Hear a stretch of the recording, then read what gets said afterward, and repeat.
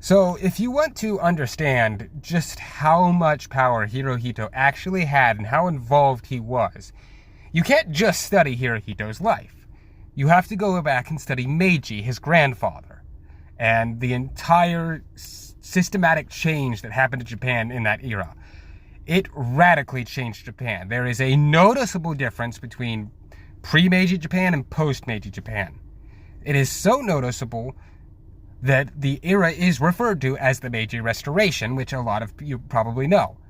However, what a lot of people don't know is that for 1,200 years, 1,200 years before Meiji, the Japanese nobility did not eat meat. The higher classes.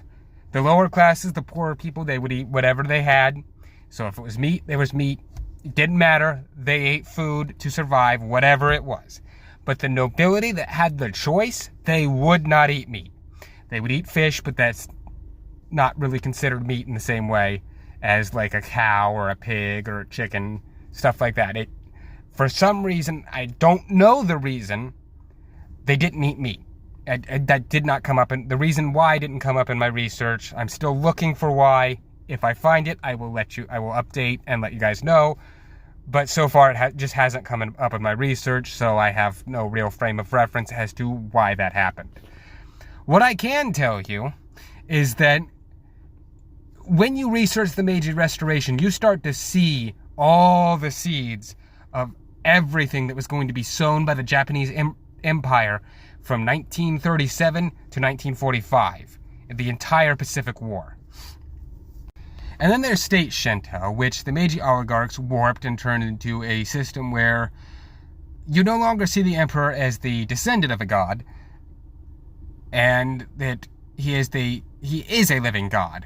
It is an unbroken line since all the way down from Amaterasu Omikami, the chief god of Shinto, the sun goddess. Her grandson, the first alleged human emperor of Japan, Jimmu, and is said to be an unbroken imperial line since then. That is not true. That line has been broken and changed a lot throughout history, just like China. But the most important thing is to know that before Meiji, the emperor was not really seen as a god. He was just kind of a mysterious figure. He was descended from a god, but didn't really see him as a god. After Meiji, he was seen as a god, and that you were supposed to obey him as such.